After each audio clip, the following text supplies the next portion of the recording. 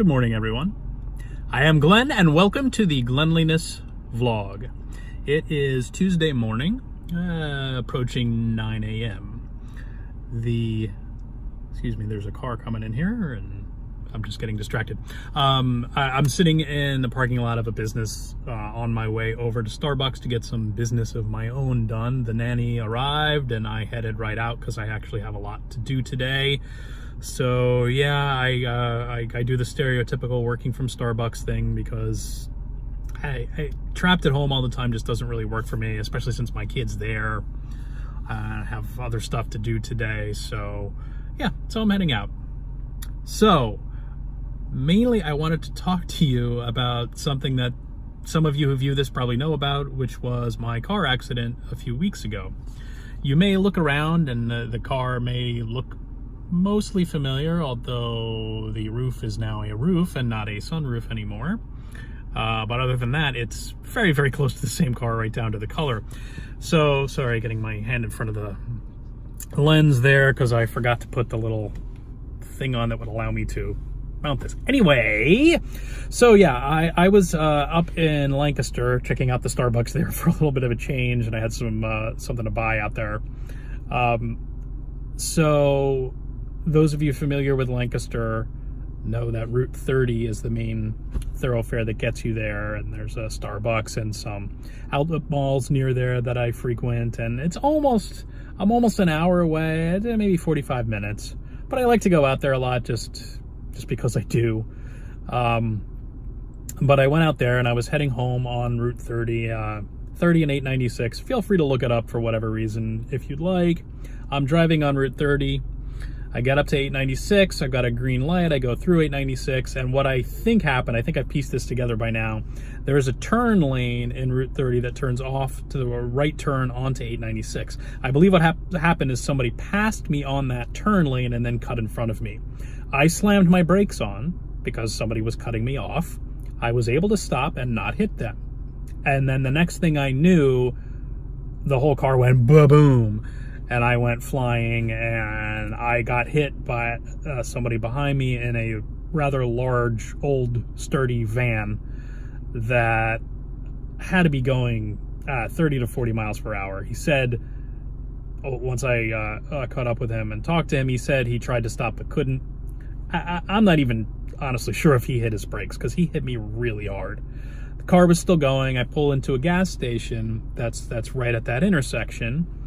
And I'm looking around, and the guy that hit me is nowhere to be found. And I'm looking around and looking around. There's, at the gas station, there's a guy in a FedEx truck that's filling up, and he's pointing over onto 896, the light going back to 30. Apparently what happened is this guy backed up, went down 896, and then was coming back up to 30. So I'm walking over, trying to talk to this guy that just totally slammed my car. I mean, my bumper's like in pieces and all of this.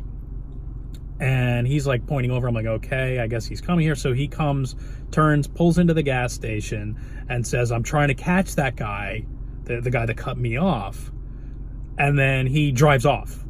And I'm like, okay, like everything happens so fast. So first he disappears, and then he pulls up, and then he disappears again. And I'm thinking, okay, well, he's probably gone now, and I've got to report this to the police and deal with all of this with my insurance. Meantime, somebody else, the FedEx guy's talking to me, somebody else pulls up and says, you know, I got the license plate of that guy. I think he was behind him on 896 when he backed up and went back online. It's a very complicated story. So he comes in, he gives me that guy's license plate. I take down his name and number, the FedEx's guy's name and number, and then I wait a little bit. The van that hit me doesn't return. So I pull out of the gas station. I get onto 896 to go straight through and go to where the police station is. And as I'm waiting to go straight, somebody behind me starts honking, and I'm going, well, what the heck is going on? I'm looking around, you know, it's a red light. I'm just stopped at a red light. Somebody's honking at me, and I'm looking back. I'm like, well, maybe this guy, I don't know what's going on. So I go and pull into the gas station again. That guy goes straight and drives off. So I'm like, I don't know why he was honking at me. Maybe because he's behind somebody and like, what, I don't know that my bumper is in pieces. Whatever it is, maybe a piece fell off. I don't know why he honked at me. So now I'm going back around yet again, and I pull up to go straight at the light. And then who pulls up beside me But the guy who hit me rolls down his window, and so we agree to pull over into a parking lot, and we exchange information and everything. I just had assumed he had driven off, but apparently he legitimately tried to go find this guy, which I don't really blame him, because the accident was the fault of the guy that cut me off. Now, yes, law is he rear-ended me, it's his fault. I mean, it's his fault he hit me, but the accident itself is the fault of the guy that cut me off and was the reason that I had to stop. But I stopped and I didn't hit them. He hit me, regardless. So I get all of his information. I go over to the police station to just report everything, and I talked to a policeman who's like, well, basically all I can do is write down what you told me. So I'm like, all right, I won't waste your time, because there was no need for a report because I got the information of the person who hit me. Really, the only thing, the guy who hit me might have wanted a report, since the accident was caused by the person who cut me off. It's very confusing to me. Regardless, I drive the car home nearly an hour, and I'm like, all right, well, it drives. It seems to be going straight. There's nothing bad about it. It's making some noises because there's pieces of bumper hanging off, or bumper cover, really. The bumper's the metal part underneath the plastic bumper cover, and the plastic bumper cover was pretty well shattered. Taillight was broken. I couldn't open the lift gate because that was all smashed in. I have a picture. Maybe I'll throw it in here as I'm talking, if I manage to edit this video at all. So I then call my insurance company. I make arrangements to bring it over to a body shop that I've worked with before. I bring it to the body shop. I drop it off. They tell me this car is not drivable. Technically, it's drivable. Like, I can drive it. It does run. However, they can't call it drivable because the bumper's so smashed up that it's already absorbed the impact and it's made to crumple, basically. And it's already crumpled. So if I had gotten hit again, that would have been really, really bad, because there's nothing left to crumple, basically. So I end up in a rental car, and a few days later, the insurance company gets back to me and says the car's a total loss.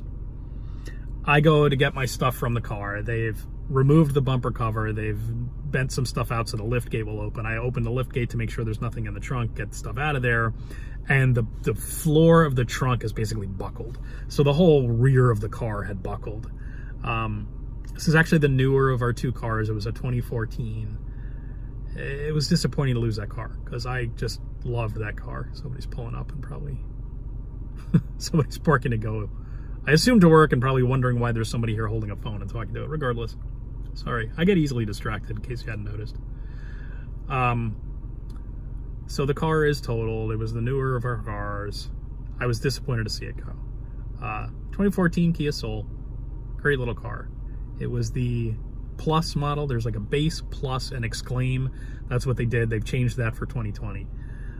It was a Plus with a lot of extra stuff on it. Leather seats, a few other things. Panoramic sunroof was in there and all of that. So I replaced it with the 2019 Exclaim.